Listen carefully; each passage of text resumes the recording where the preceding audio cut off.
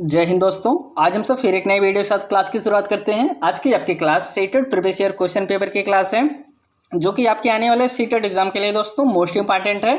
CTET exam में दोस्तों अगर कोई स्टडी मटेरियल सबसे ज़्यादा इंपॉर्टेंट होता है तो वह होता है आपका प्रीवियस ईयर क्वेश्चन पेपर। इसलिए दोस्तों आप सब डेली एक दो सब्जेक्ट को सॉल्व करते रहिए। आज जो हम सब क्वेश्चन पेपर को सॉल्व करेंगे वह जूनियर को सॉल्व करेंगे दोस्तों, 6 लेकर 8 तक जो आपका एग्जाम पेपर हुआ था उसको। प्राइमरी की बात करें तो प्राइमरी को हम सब कवर कर चुके हैं, जो कि आपका ऑफलाइन और ऑनलाइन दोनों एग्जाम पेपर को। अगर ऑफलाइन की बात करें तो आपका 2011, 12, 13, 14, 15, 16 इन सबको कवर कर चुके हैं। और ऑनलाइन जो आपका अभी लेटेस्ट क्वेश्चन पेपर हुआ था उन सबको भी हम सब कवर कर चुके हैं। सारी वीडियो आपको इसी प्लेलिस्ट में मिल जाएंगे। हम सब जूनियर की शुरुआत किए हैं। जूनियर का इसके पहले हम सब जो आपका CDP था उसको कवर किए हैं और जो साइंस है उसको कवर किए थे। आज हम सब फिर CDP को कवर करेंगे, जो कि आपका पेपर पूछा गया था दोस्तों 3 फरवरी 2023 को। इसमें हम सबसे पहले CDP को कवर करते हैं। दोस्तों अगर आप इस चैनल पे नए हैं तो चैनल को सब्सक्राइब जरूर कर लीजिए। यहाँ पे आपको सभी सब्जेक्ट को कवर कराया जाएगा नए स्टडी मटेरियल के साथ। उसके साथ दोस्तों आपका प्रीवियस ईयर क्वेश्चन पेपर जो हैं उसको भी कवर कराया जाएगा और आप सबके लिए नए क्वेश्चन भी उपलब्ध कराए जाएंगे।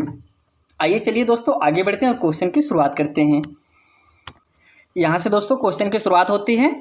अगर हम CDP की बात करें तो इसमें तो आपके टोटल 30 क्वेश्चन आते हैं, जो कि 15 क्वेश्चन आपके चाइल्ड डेवलपमेंट से आते हैं और 15 क्वेश्चन आपके पेडागोजी से आते हैं। तो पहला क्वेश्चन हम देखते हैं, कह रहे निम्नलिखित में से कौन सा स्थूल गामक कौशलों का उदाहरण है दोस्तों। ऑप्शन है पहला चित्र बनाना, सुई पकड़ना, तेज चलना, या फिर दोस्तों धागे में मोती पिरोना।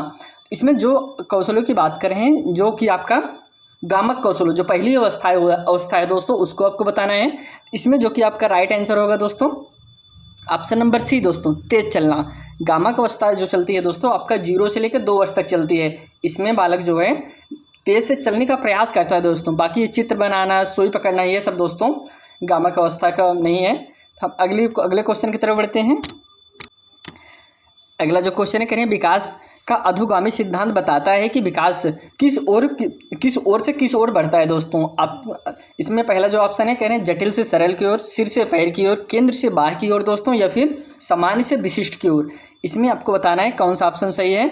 इसमें दोस्तों जो अधोगामी सिद्धांत है दोस्तों, अधोगामी सिद्धांत किस तरफ बताता है, वह कहता है कि जो आपका विकास होता है केंद्र से बाह्य की तरफ जाता है, वह केंद्र से बाह्य की तरफ जाता है। वह कौन सा सिद्धांत बताता है दोस्तों, अधोगामी सिद्धांत।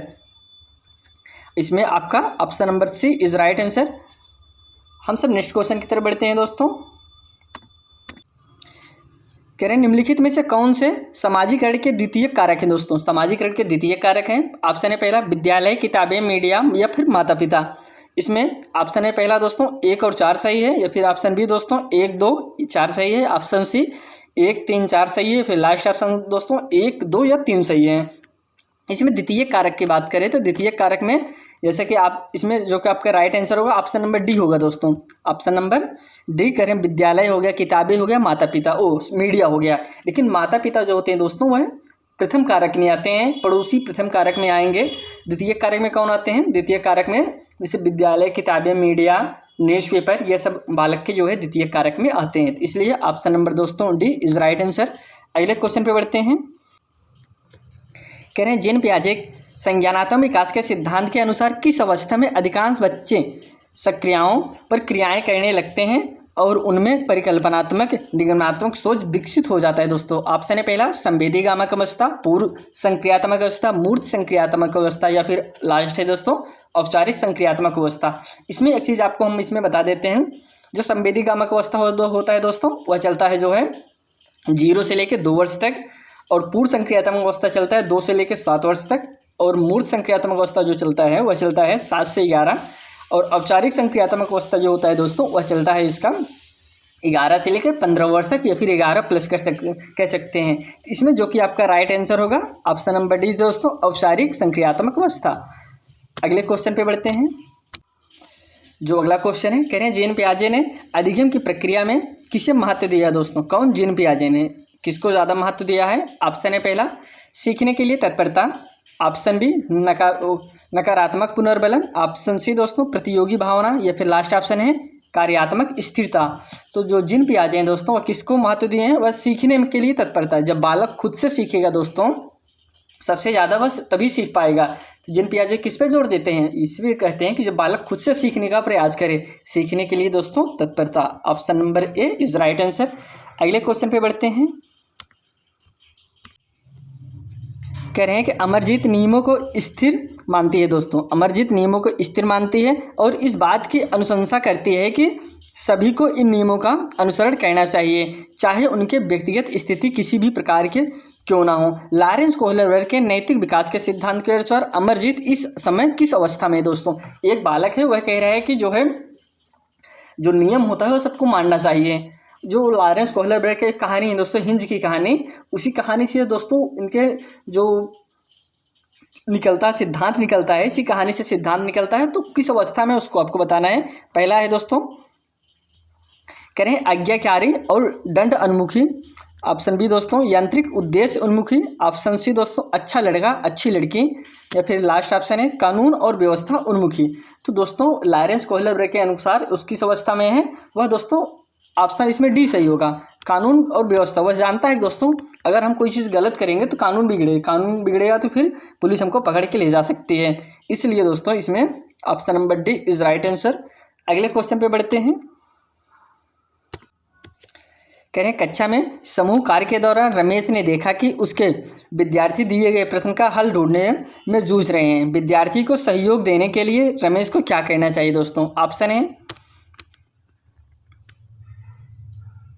पहला ऑप्शन है उन्हें पुस्तक से उत्तर नकल करके लिखने के लिए कहना चाहिए। या फिर बी ऑप्शन है उसे प्रदत्त कार्य को छोड़कर अगले कार्य को करने के लिए कहना चाहिए।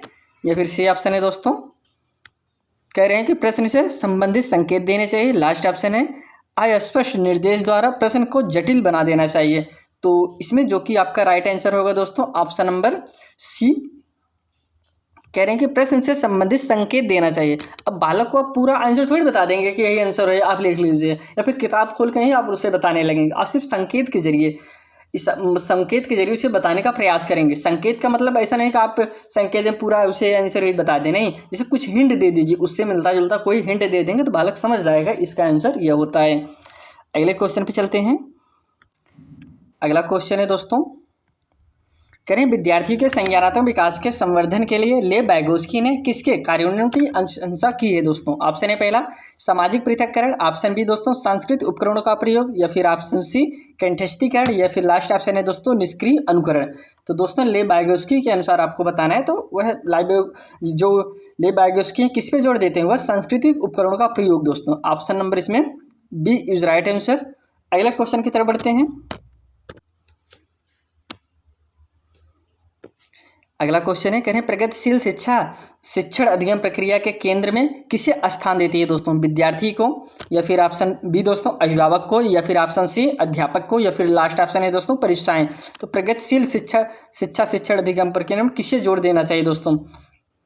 इसमें जो कि आपका राइट आंसर है ऑप्शन नंबर ए दोस्तों विद्यार्थी को। प्रगतिशील शिक्षा का मतलब बालक उसमें अच्छे से सीख रहा है, आप अगर उसे वरीयता देंगे तो बालक और अच्छे से सीख पाएगा।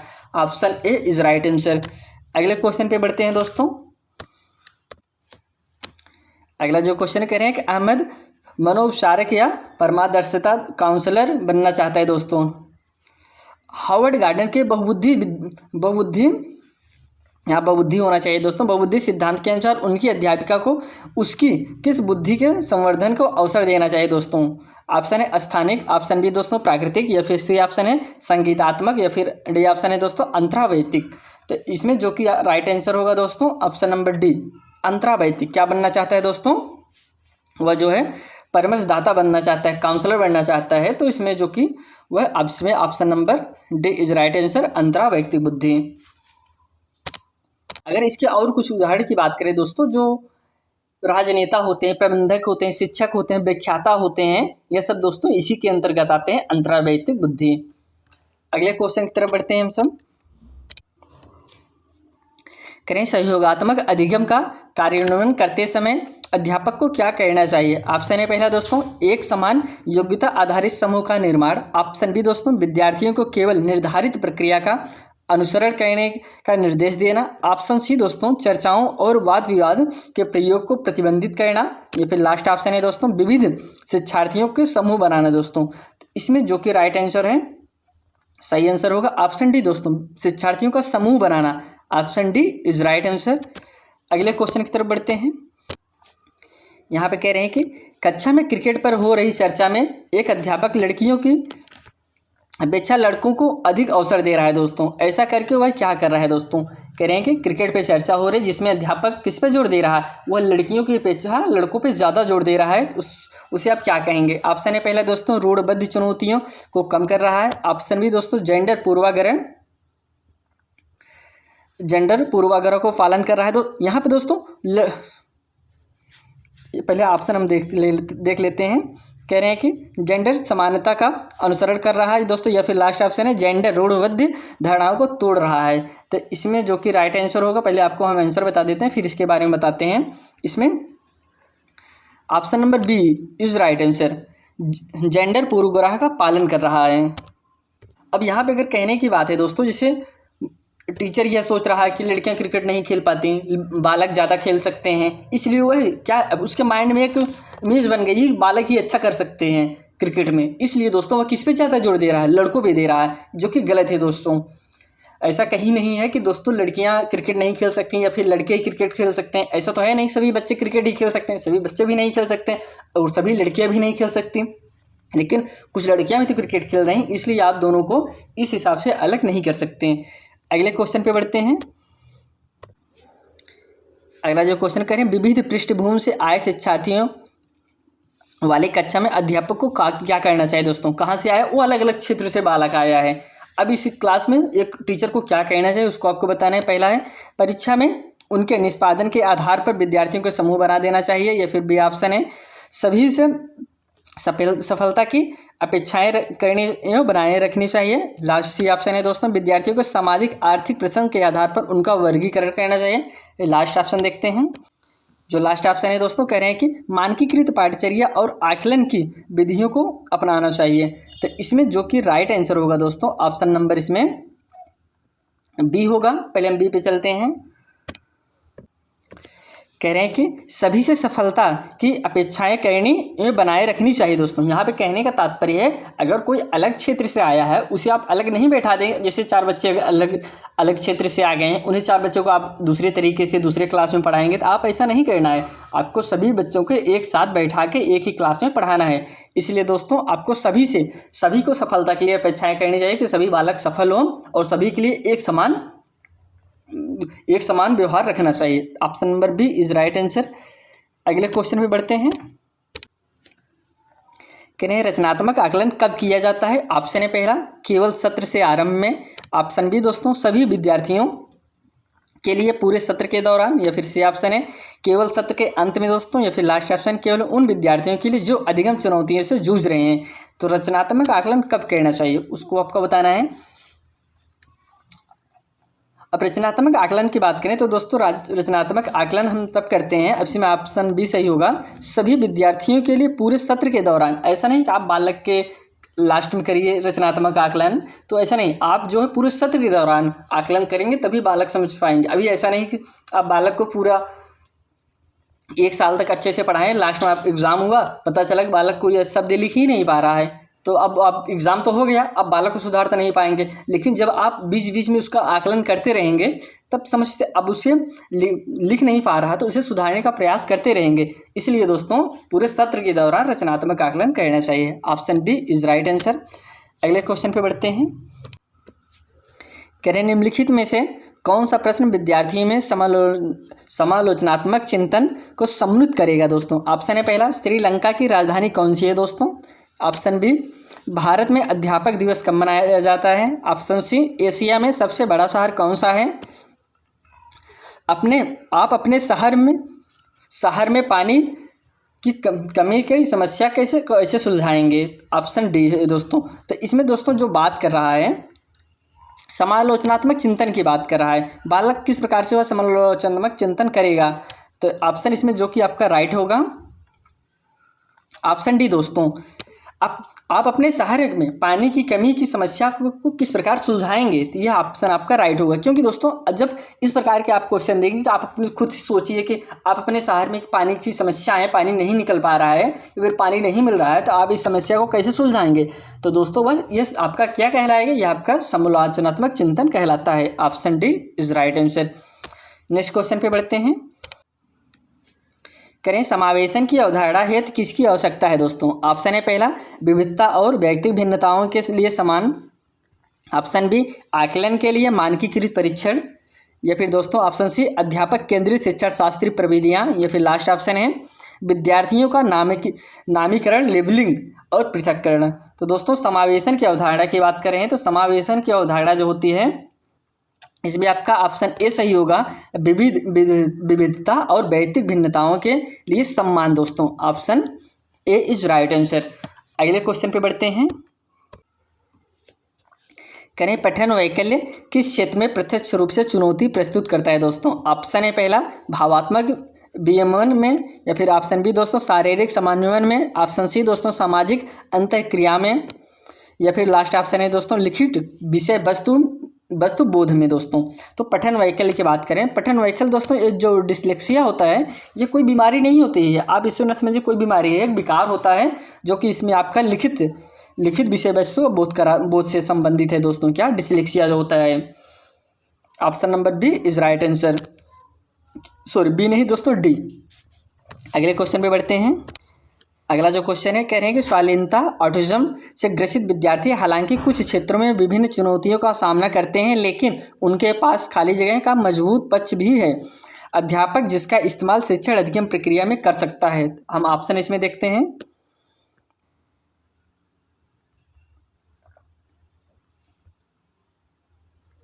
पहला ऑप्शन है सूक्ष्म विवरणों पर ध्यान देने, ऑप्शन बी दोस्तों सामाजिक संप्रेषण, ऑप्शन सी स्वयं के बड़े समूह में सामने बिना हिचक के व्यक्त करने में, या फिर लास्ट ऑप्शन है दोस्तों कह रहे हैं कि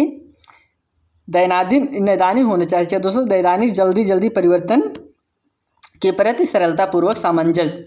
तो इसमें जो कि आपका राइट आंसर होगा दोस्तों option number A is right answer. दोस्तों सूक्ष्म विवरणों पर ध्यान देने में दोस्तों option number A is right answer. अगले क्वेश्चन पे बढ़ते हैं।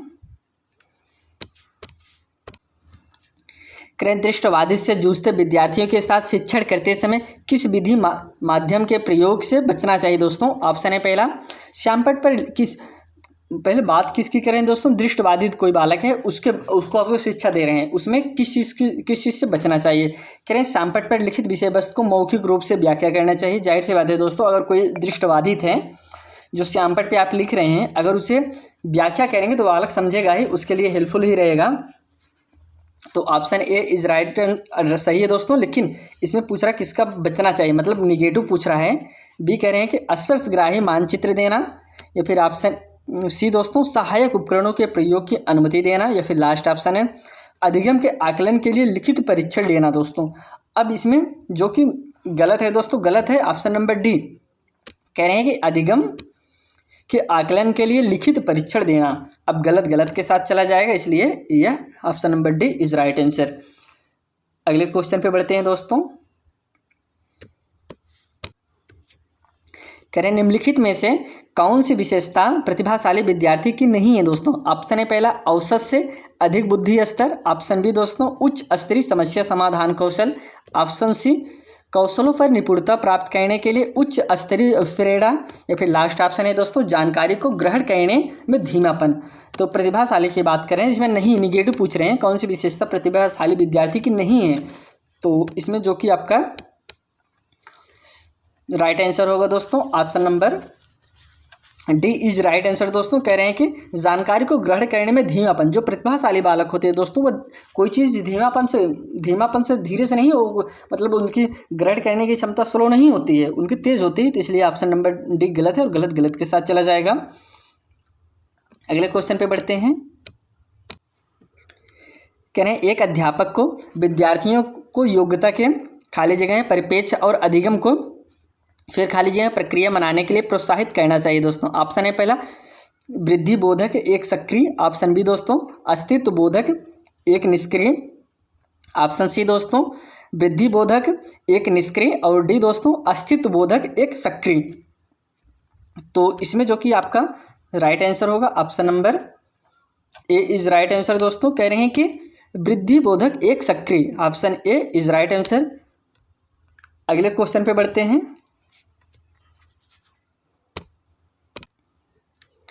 कह रहे हैं यदि गतिविधि को महत्व नहीं दिया जा रहा है तो विद्यार्थियों द्वारा किसका अनुभव करने की संभावना है दोस्तों। किसका? कह रहे हैं गतिविधि का महत्व नहीं दिया जा रहा है। कोई चीज़ आप गतिविधि से नहीं सिखा रहे हैं तो विद्यार्थियों द्वारा किसका अनुभव करने की संभावना है। ऑप्शन है जिज्ञासा की, उत्साह की, आनंद की या फिर बोरियत की। तो इसमें जो कि राइट आंसर है दोस्तों बोरियत की। कोई चीज़ अगर आप उस बालक को गतिविधि के जरिए नहीं सिखाएंगे तो बोरियत महसूस करेगा। अभी बालक को आप कोई कहीं पे ले जाके भ्रमण करा के उसे सिखाएं, बहुत अच्छे से सीखने का प्रयास करता है, और कोई चीज़ गतिविधि के माध्यम से सिखाएंगे बहुत उत्सुकता से वह सीखता है। Option number D is right answer. अगले क्वेश्चन पे बढ़ते हैं। करें स्कूल अध्यापिका ऋचा अपने विद्यार्थियों में समुन्नत समझ को समुन्नत करना चाहते हैं, इसके लिए उसे क्या कहना चाहिए दोस्तों। ऑप्शन है पहला, विद्यार्थियों को प्रश्न का समाधान निर्धारित रूप से करने के लिए कहना चाहिए। बी ऑप्शन है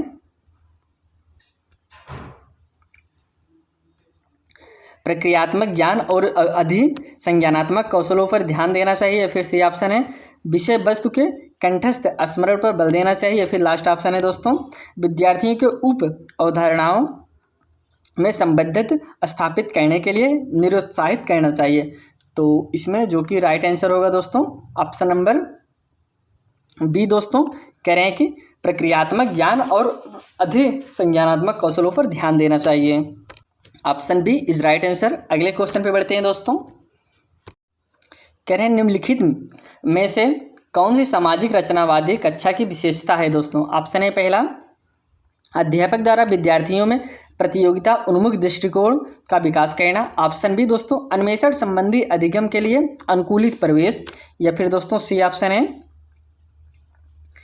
कह रहे हैं कंठस्थीकरण पर केंद्रित शिक्षण शास्त्रीय प्रविधियां, या फिर ऑप्शन डी दोस्तों कह रहे हैं मानकीकृत पाठचर्या जो सांस्कृतिक भिन्नताओं का ध्यान न रखती हो दोस्तों। अब इसमें जो कि राइट आंसर होगा दोस्तों ऑप्शन नंबर बी दोस्तों अन्वेषण संबंधी अधिगम के लिए अनुकूलित प्रवेश। दोस्तों इसमें जो बात करें रचनावादी कक्षा की विशेषता बता रहे हैं, जब बालक कोई अन्वेषण खोजविधि से कोई चीज़ सीखेगा तो वह दोस्तों एक रचनावादी क्लास होती है। Option number B is right answer. Next question पे बढ़ते हैं। करें विद्यार्थी कक्षा में अधिगम की प्रक्रिया में अधिक सक्रिय और सहभागी बना महसूस करता है यदि कक्षा प्रवेश समुन्नत करता है। इसमें कुछ कथन दिए हैं। कह रहे हैं पहला जो कथन है कह रहे हैं अवधारणाओं के बारे में जिज्ञासा। बी है दोस्तों अपने विचारों पर विमर्श चिंतन। तीसरा है दोस्तों अध्यापक का निष्क्रिय अनुकरण, या फिर चौथा कथन है कह रहे हैं ज्ञान का मात्र पुनरुत्पादन। पहला ऑप्शन है पहला और दूसरा सही है। बी ऑप्शन है दोस्तों पहला तीसरा सही है। सी ऑप्शन है दूसरा तीसरा सही है, या फिर लास्ट ऑप्शन है तीसरा और चौथा सही है। इसमें जो सही होगा दोस्तों ऑप्शन नंबर ए कह रहे हैं कि पहला और दूसरा दोनों सही है दोस्तों, यह सही है। Option number A is right answer. अगले क्वेश्चन पे बढ़ते हैं।